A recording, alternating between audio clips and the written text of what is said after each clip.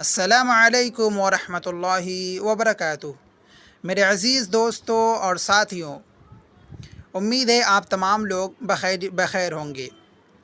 آج کی اس ویڈیو کے اندر میں 10 محرم الحرام سے متعلق گفتگو کروں گا اور اس کی فضیلت کو تاجدار مدینہ محمد عربی صلی اللہ علیہ وسلم کی احادیث کی روشنی میں پیش کرنے کی کوشش کروں گا، اور آخر میں آپ لوگوں کو اس 10ویں محرم الحرام یعنی یوم عاشورہ کی اہمیت کے بارے میں بتلانے کی کوشش کروں گا، اور یہ بتلاؤں گا کہ اس 10ویں محرم کو اور یوم عاشورہ کو اللہ رب العزت نے کتنے بڑے بڑے کارناموں کو انجام دیا ہے، اور ان تمام کے تمام چیزوں کو میں آپ کے سامنے بالترتیب رکھنے کی کوشش کروں گا تاکہ آپ لوگ اس سے محظوظ ہو سکیں اور اس کو یاد کر سکیں۔ تو چلتے ہیں۔ ویڈیو شروع کرنے سے پہلے میں اپنے تمام ہی ناظرین اور سامعین سے یہ گزارش کر رہا ہوں کہ جن لوگوں نے ہمارے چینل کو سبسکرائب نہیں کیا وہ سبسکرائب کریں، اور اس ویڈیو کو اپنے دوست احباب میں شیئر کریں، ویڈیو کو لائک کریں۔ لائک کرنے، کمنٹس کرنے اور اسی طریقے سے شیئر کرنے سے یوٹیوب پالیسی ہے کہ ویڈیو لاکھوں لوگوں تک پہنچ جایا کرتی ہے۔ چلتے ہیں، ہم بلا کسی تاخیر اپنے ویڈیو کو شروع کرتے ہیں۔ یوم عاشورہ کیا ہے؟ یعنی 10ویں محرم الحرام، یوم عاشورہ جس کو کہا جاتا ہے، وہ کیا ہے؟ ہم اس کا آغاز دیکھتے ہیں اور اس کی انتہا تاجدار مدینہ محمد عربی صلی اللہ علیہ وسلم کی احادیث سے دیکھنے کی کوشش کریں گے۔ یوم عاشورہ یعنی 10ویں محرم الحرام جاہلیت میں قریش مکہ کے نزدیک بڑا محترم دن تھا۔ ظاہر سی بات ہے، محترم دن تھا اور ہے، ابھی بھی محترم دن ہے۔ اسی دن خانہ کعبہ کو نیا غلاف پہنایا جاتا تھا اور قریش مکہ اس دن روزہ رکھتے تھے۔ قیاس یہ کہ حضرت ابراہیم علیہ السلام کی کچھ روایات اس کے بارے میں ان تک پہنچی ہوں گی، کیونکہ حضرت ابراہیم علیہ السلام ہی نے خانہ کعبہ کو تعمیر کیا تھا اور اس کو بنایا تھا۔ نبی کریم صلی اللہ علیہ وسلم کا دستور یہ تھا کہ قریش ملت ابراہیمی کی نسبت سے جو اچھے کام کرتے تھے، یعنی قریش، قبیلہ قریش کے لوگ اگر کوئی ایسا کام کر رہے ہیں کہ جو حضرت ابراہیم علیہ السلام کی شریعت سے متعلق تھا، تو آپ علیہ السلام اس کام کو انجام دیا کرتے تھے، اس کام کو کرنے کی اپنے صحابہ کو ترغیب دیا کرتے تھے، اور اس کام کو انجام دینے کا صحابہ کو شوق دلایا کرتے تھے۔ تو خلاصہ یہ ہے کہ صحابہ کرام نبی کریم صلی اللہ علیہ وسلم قریش مکہ کے ان کاموں کو سراہتے تھے اور اس پر عمل کروانے کی کوشش کرتے تھے کہ جو حضرت ابراہیم علیہ السلام کی شریعت سے متعلق ہوا کرتی تھی، جو کام حضرت ابراہیم علیہ السلام کی شریعت میں ملتے تھے، اس سے ملتے جلتے تھے، اس پر عمل کرانے کی کوشش کرتے تھے۔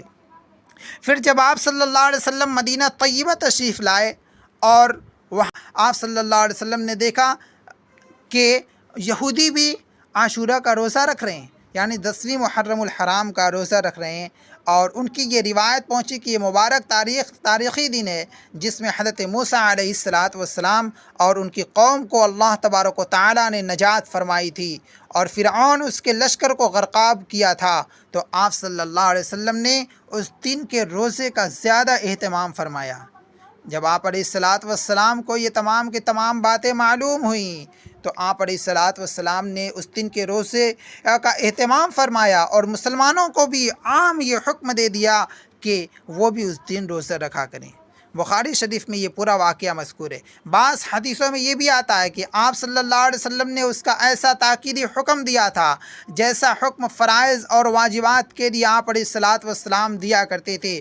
چنانچہ بخاری اور مسلم شریف کے اندر سلمہ ابن اکوع رضی اللہ تعالی عنہ اور ربیع بنت معوذ ابن عفراء سے مروی ہے کہ رسول اللہ صلی اللہ علیہ وسلم نے یوم عاشورہ کی صبح مدینہ منورہ کے آس پاس کی ان بستیوں میں جن میں انصار رہتے تھے یہ اطلاع بھجوائی کہ جن لوگوں نے ابھی تک کچھ کھایا پیا نہ ہو وہ آج کے دن روزہ رکھیں اور جنہوں نے کچھ کھا پی لیا ہو وہ بھی دن کے باقی حصے میں کچھ نہ کھائیں بلکہ روزہ داروں کی طرح رہیں۔ بعد میں جب رمضان المبارک کے روزے فرض ہوئے تو عاشورہ کے روزہ کی فرضیت منسوخ ہو گئی اور اس کی حیثیت ایک نفل روزہ کی رہ گئی۔ یہ بھی بخاری شریف اور مسلم شریف کی روایت کا خلاصہ تھا، لیکن اس کے بعد بھی رسول اللہ صلی اللہ علیہ وسلم کا معمول یہی رہا کہ آپ صلی اللہ علیہ وسلم رمضان المبارک کے فرض روزوں کے علاوہ نفلی روزوں کا سب سے زیادہ اہتمام کرنے والے تھے، کیونکہ آپ علیہ الصلاۃ والسلام عبادت کے اور عبدیت کے سب سے اعلیٰ مقام پر تھے، اور جو انسان اللہ رب العزت کی عبدیت میں جتنا ہی زیادہ اپنا لیول بڑھایا ہوا ہوتا ہے اتنا ہی زیادہ عبادتوں کا وہ اہتمام کیا کرتا ہے، فرائض تو فرائض، سنت تو سنت، اسی طریقے سے وہ نفل کا بھی اہتمام کیا کرتا رہتا ہے۔ آپ علیہ الصلاۃ والسلام کا یہی معمول تھا، آپ علیہ الصلاۃ والسلام نفل روزوں کا بھی بہت زیادہ اہتمام کیا کرتے تھے۔ اب میں آپ لوگوں کو بتانے لگا ہوں کہ اس دن یعنی 10ویں محرم الحرام یعنی یوم عاشورہ کے دن اللہ رب العزت نے کن کن چیزوں کو بنایا اور کون کون سے کارنامے اس دن انجام دیے گئے۔ تو سب سے پہلے نمبر پہ میں بتا دوں 21 پوائنٹ میں آپ لوگوں کے سامنے پیش کروں گا اور 21 چیزیں میں بتاؤں گا کہ یوم عاشورہ کے دن ان چیزوں کو بنایا اور پیدا کیا گیا، اور یہ واقعات یوم عاشورہ 10ویں محرم الحرام کو پیش آئے۔ نمبر 1 پر ہے یوم عاشورہ میں ہی آسمان و زمین اور قلم اور حضرت آدم علیہ الصلاۃ والسلام کو اللہ رب العزت نے پیدا کیا تھا۔ نمبر 2، اسی دن حضرت آدم علیہ نبینا و علیہ الصلاۃ والسلام کی توبہ اللہ رب العزت نے قبول کی تھی۔ نمبر 3، اسی دن حضرت ادریس علیہ الصلاۃ والسلام کو آسمان پر اٹھایا گیا تھا۔ نمبر 4، اسی دن حضرت نوح علیہ الصلاۃ والسلام کی کشتی ہولناک سیلاب سے محفوظ ہو کر کوہ جودی پر آ اتری تھی۔ اسی دن حضرت ابراہیم علیہ الصلاۃ والسلام کو خلیل اللہ یعنی اللہ رب العزت کا دوست بنایا گیا تھا اور ان پر آنکھ کو ٹھنڈا کر دیا گیا تھا۔ نمبر 6، اسی دن حضرت اسماعیل علیہ الصلاۃ والسلام کی پیدائش ہوئی۔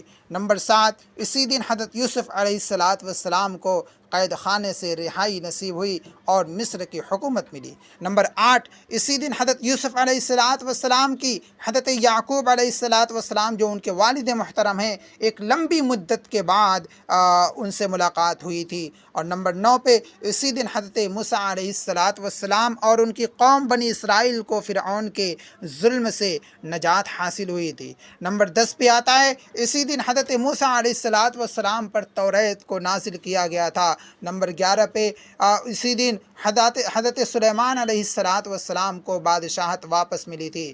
نمبر 12، اسی دن حضرت ایوب علیہ الصلاۃ والسلام کو سخت بیماری سے شفا نصیب ہوئی تھی۔ نمبر 13، اسی دن حضرت یونس علیہ الصلاۃ والسلام 40 روز مچھلی کے پیٹ میں رہنے کے بعد آزاد کیے گئے تھے۔ نمبر 14، اسی دن حضرت یونس علیہ الصلاۃ والسلام کی قوم کی توبہ قبول ہوئی اور ان کے اوپر سے عذاب ٹلا۔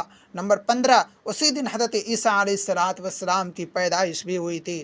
نمبر 16، اور اسی دن حضرت عیسیٰ علیہ الصلاۃ والسلام کو یہودیوں کے شر سے نجات دلا کر آسمان پر اٹھایا گیا تھا۔ یعنی جب حضرت عیسیٰ علیہ الصلاۃ والسلام کو قتل کرنے کا ارادہ کیا گیا تو اللہ نے ان کو آسمان پر اٹھایا۔ یہ پورا کا پورا واقعہ قرآن کریم کے اندر موجود ہے۔ نمبر 17، اسی دن دنیا میں پہلی بار بارش نازل ہوئی تھی۔ نمبر 18، اسی دن قریش خانہ کعبہ پر نیا غلاف ڈالتے تھے۔ نمبر 19، اسی دن حضور اکرم صلی اللہ علیہ وسلم نے حضرت خدیجۃ الکبریٰ رضی اللہ تعالی عنہا سے شادی فرمائی تھی۔ نمبر 20، اسی دن کوفی فریب کاروں نے نواسۂ رسول صلی اللہ علیہ وسلم یعنی حضرت حسین رضی اللہ تعالی عنہ کو شہید کیا تھا۔ نمبر 21، اور اسی دن قیامت قائم ہوگی۔ یہ تمام کے تمام ڈیٹیلز دیں جن کو میں نے آپ کے سامنے پیش کیا۔ ان تمام کے تمام چیزوں کو سنیں اور اپنے دوستوں تک شیئر کریں تاکہ یہ ایک بہترین قسم کی جانکاری مسلمانوں کی ایک بڑی تعداد کو پہنچ سکے۔